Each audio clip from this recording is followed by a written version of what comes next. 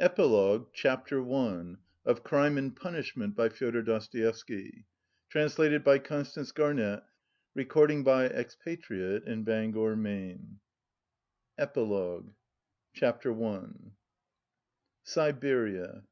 On the banks of a broad, solitary river stands a town, one of the administrative centers of Russia. In the town there is a fortress, in the fortress there is a prison. In the prison the second-class convict Rodion Raskolnikov has been confined for 9 months. Almost a year and a half has passed since his crime. There had been little difficulty about his trial. The criminal adhered exactly, firmly, and clearly to his statement. He did not confuse nor misrepresent the facts, nor soften them in his own interest, nor omit the smallest detail. He explained every incident of the murder, the secret of the pledge (the piece of wood with a strip of metal) which was found in the murdered woman's hand. He described minutely how he had taken her keys, what they were like, as well as the chest and its contents. He explained the mystery of Lizaveta's murder, described how Koch and after him the student knocked, and repeated all they had said to one another; how he afterwards had run downstairs and heard Nikolay and Dmitri shouting; how he had hidden in the empty flat and afterwards gone home. He ended by indicating the stone in the yard, off the Voznesensky Prospect, under which the purse and the trinkets were found. The whole thing, in fact, was perfectly clear.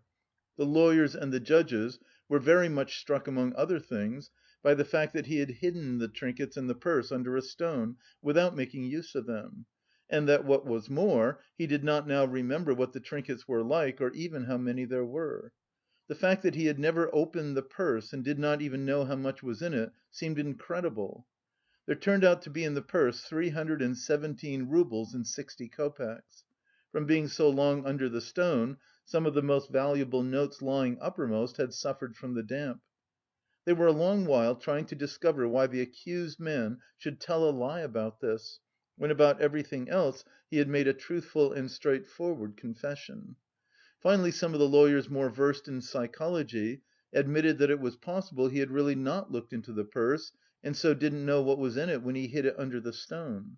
But they immediately drew the deduction that the crime could only have been committed through temporary mental derangement, through homicidal mania, without object or the pursuit of gain. This fell in with the most recent fashionable theory of temporary insanity, so often applied in our days in criminal cases. Moreover, Raskolnikov's hypochondriacal condition was proved by many witnesses, by Dr. Zossimov, his former fellow students, his landlady and her servant. All this pointed strongly to the conclusion that Raskolnikov was not quite like an ordinary murderer and robber, but that there was another element in the case. To the intense annoyance of those who maintained this opinion, the criminal scarcely attempted to defend himself. To the decisive question as to what motive impelled him to the murder and the robbery, he answered very clearly with the coarsest frankness that the cause was his miserable position, his poverty and helplessness, and his desire to provide for his first steps in life by the help of the 3,000 roubles he had reckoned on finding. He had been led to the murder through his shallow and cowardly nature, exasperated moreover by privation and failure. To the question what led him to confess, he answered that it was his heartfelt repentance. All this was almost coarse. The sentence, however, was more merciful than could have been expected, perhaps partly because the criminal had not tried to justify himself, but had rather shown a desire to exaggerate his guilt. All the strange and peculiar circumstances of the crime were taken into consideration. There could be no doubt of the abnormal and poverty-stricken condition of the criminal at the time. The fact that he had made no use of what he had stolen was put down partly to the effect of remorse, partly to his abnormal mental condition at the time of the crime. Incidentally, the murder of Lizaveta served indeed to confirm the last hypothesis: a man commits 2 murders and forgets that the door is open? Finally, the confession, at the very moment when the case was hopelessly muddled by the false evidence given by Nikolay through melancholy and fanaticism, and when, moreover, there were no proofs against the real criminal, no suspicions even (Porfiry Petrovitch fully kept his word), all this did much to soften the sentence. Other circumstances, too, in the prisoner's favour came out quite unexpectedly. Razumihin somehow discovered and proved that while Raskolnikov was at the university he had helped a poor consumptive fellow student, and had spent his last penny on supporting him for 6 months. And when the student died, leaving a decrepit old father whom he had maintained almost from his 13th year, Raskolnikov had got the old man into a hospital and paid for his funeral when he died. Raskolnikov's landlady bore witness, too, that when they had lived in another house at Five Corners, Raskolnikov had rescued 2 little children from a house on fire, and was burnt in doing so. This was investigated, and fairly well confirmed by many witnesses.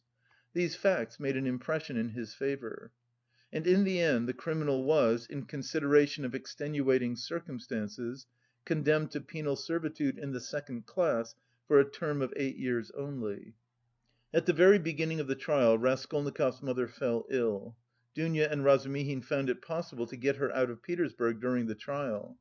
Razumihin chose a town on the railway not far from Petersburg, so as to be able to follow every step of the trial and at the same time to see Avdotya Romanovna as often as possible.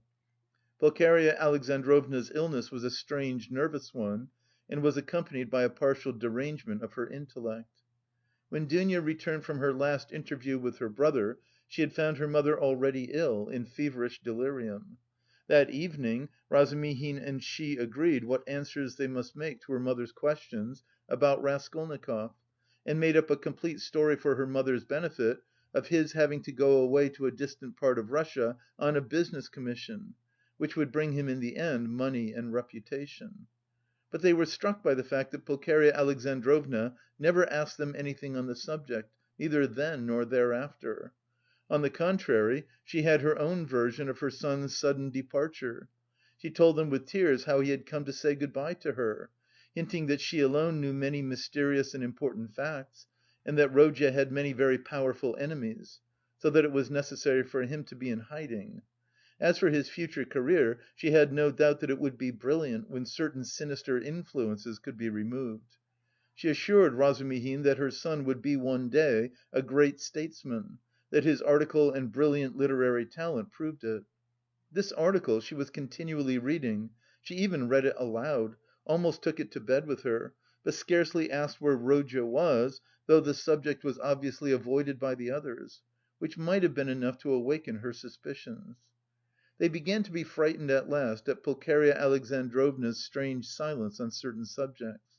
She did not, for instance, complain of getting no letters from him, though in previous years she had only lived on the hope of letters from her beloved Rodya. This was the cause of great uneasiness to Dounia. The idea occurred to her that her mother suspected that there was something terrible in her son's fate, and was afraid to ask, for fear of hearing something still more awful. In any case, Dounia saw clearly that her mother was not in full possession of her faculties. It happened once or twice, however, that Pulcheria Alexandrovna gave such a turn to the conversation that it was impossible to answer her without mentioning where Rodya was, and on receiving unsatisfactory and suspicious answers, she became at once gloomy and silent, and this mood lasted for a long time. Dounia saw at last that it was hard to deceive her, and came to the conclusion that it was better to be absolutely silent on certain points. But it became more and more evident that the poor mother suspected something terrible. Dounia remembered her brother's telling her that her mother had overheard her talking in her sleep on the night after her interview with Svidrigaïlov and before the fatal day of the confession. Had not she made out something from that? Sometimes days and even weeks of gloomy silence and tears would be succeeded by a period of hysterical animation, and the invalid would begin to talk almost incessantly of her son, of her hopes of his future. Her fancies were sometimes very strange. They humoured her, pretended to agree with her (she saw perhaps that they were pretending), but she still went on talking. 5 months after Raskolnikov's confession he was sentenced. Razumihin and Sonia saw him in prison as often as it was possible. At last the moment of separation came. Dounia swore to her brother that the separation should not be for ever; Razumihin did the same. Razumihin in his youthful ardour had firmly resolved to lay the foundations, at least, of a secure livelihood during the next 3 or 4 years, and saving up a certain sum to emigrate to Siberia, a country rich in every natural resource and in need of workers, active men and capital. There they would settle in the town where Rodya was, and all together would begin a new life. They all wept at parting. Raskolnikov had been very dreamy for a few days before. He asked a great deal about his mother and was constantly anxious about her. He worried so much about her that it alarmed Dounia. When he heard about his mother's illness he became very gloomy. With Sonia he was particularly reserved all the time. With the help of the money left to her by Svidrigaïlov, Sonia had long ago made her preparations to follow the party of convicts in which he was dispatched to Siberia. Not a word passed between Raskolnikov and her on the subject, but both knew it would be so. At the final leave‐taking he smiled strangely at his sister's and Razumihin's fervent anticipations of their happy future together when he should come out of prison. He predicted that their mother's illness would soon have a fatal ending. Sonia and he at last set off. 2 months later Dounia was married to Razumihin. It was a quiet and sorrowful wedding. Porfiry Petrovitch and Zossimov were invited, however. During all this period Razumihin wore an air of resolute determination. Dounia put implicit faith in his carrying out his plans, and indeed she could not but believe in him. He displayed a rare strength of will. Among other things he began attending university lectures again in order to take his degree. They were continually making plans for the future. Both counted on settling in Siberia within 5 years at least. Till then they rested their hopes on Sonia. Pulcheria Alexandrovna was delighted to give her blessing to Dounia's marriage with Razumihin. But after the marriage she became even more melancholy and anxious. To give her pleasure, Razumihin told her how Raskolnikov had looked after the poor student and his decrepit father, and how a year ago he had been burnt and injured in rescuing 2 little children from a fire. These 2 pieces of news excited Pulcheria Alexandrovna's disordered imagination almost to ecstasy. She was continually talking about them, even entering into conversation with strangers in the street, though Dounia always accompanied her. In public conveyances and shops, wherever she could capture a listener, she would begin the discourse about her son, his article, how he had helped the student, how he had been burnt at the fire, and so on. Dounia did not know how to restrain her. Apart from the danger of her morbid excitement, there was the risk of someone's recalling Raskolnikov's name and speaking of the recent trial. Pulcheria Alexandrovna found out the address of the mother of the 2 children her son had saved and insisted on going to see her. At last her restlessness reached an extreme point. She would sometimes begin to cry suddenly and was often ill and feverishly delirious. One morning she declared that by her reckoning Rodya ought soon to be home, and she remembered when he said good‐bye to her, he said that they must expect him back in 9 months. She began to prepare for his coming, began to do up her room for him, to clean the furniture, to wash and put up new hangings, and so on. Dounia was anxious, but said nothing, and helped her to arrange the room. After a fatiguing day spent in continual fancies, in joyful daydreams and tears, Pulcheria Alexandrovna was taken ill in the night, and by morning she was feverish and delirious. It was brain fever. She died within a fortnight. In her delirium she dropped words which showed that she knew a great deal more about her son's terrible fate than they had supposed. For a long time Raskolnikov did not know of his mother's death, though a regular correspondence had been maintained from the time he reached Siberia. It was carried on by means of Sonia, who wrote every month to the Razumihins and received an answer with unfailing regularity. At first they found Sonia's letters dry and unsatisfactory, but later on they came to the conclusion that the letters could not be better, for from these letters they received a complete picture of their unfortunate brother's life. Sonia's letters were full of the most matter-of-fact detail, the simplest and clearest description of all Raskolnikov's surroundings as a convict.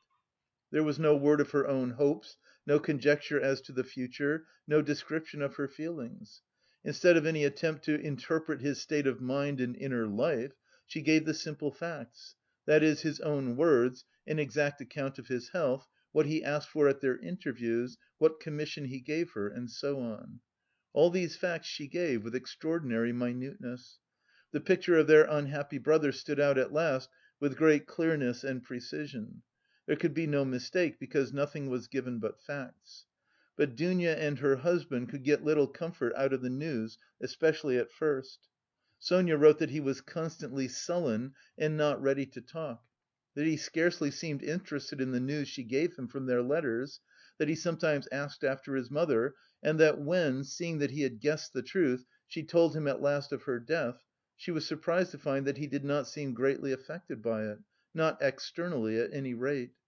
She told them that although he seemed so wrapped up in himself and, as it were, shut himself off from everyone, he took a very direct and simple view of his new life, that he understood his position, expected nothing better for the time, had no ill-founded hopes, as is so common in his position, and scarcely seemed surprised at anything in his surroundings, so unlike anything he had known before. She wrote that his health was satisfactory. He did his work without shirking or seeking to do more. He was almost indifferent about food, but except on Sundays and holidays, the food was so bad that at last he had been glad to accept some money from her, Sonia, to have his own tea every day. He begged her not to trouble about anything else, declaring that all this fuss about him only annoyed him.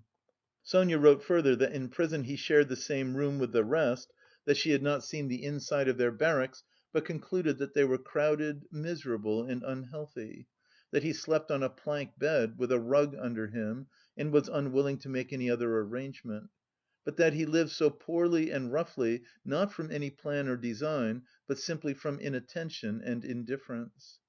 Sonia wrote simply that he had at first shown no interest in her visits, had almost been vexed with her indeed for coming, unwilling to talk and rude to her, but that in the end these visits had become a habit and almost a necessity for him, so that he was positively distressed when she was ill for some days and could not visit him. She used to see him on holidays at the prison gates or in the guard-room, to which he was brought for a few minutes to see her. On working days she would go to see him at work, either at the workshops or at the brick kilns, or at the sheds on the banks of the Irtish. About herself, Sonia wrote that she had succeeded in making some acquaintances in the town, that she did sewing, and, as there was scarcely a dressmaker in the town, she was looked upon as an indispensable person in many houses. But she did not mention that the authorities were, through her, interested in Raskolnikov, that his task was lightened, and so on. At last the news came. Dounia had indeed noticed signs of alarm and uneasiness in the preceding letters, that he held aloof from everyone, that his fellow prisoners did not like him, that he kept silent for days at a time and was becoming very pale. In the last letter Sonia wrote that he had been taken very seriously ill and was in the convict ward of the hospital. End of Epilogue Chapter 1. Recording by Expatriate in Bangor, Maine.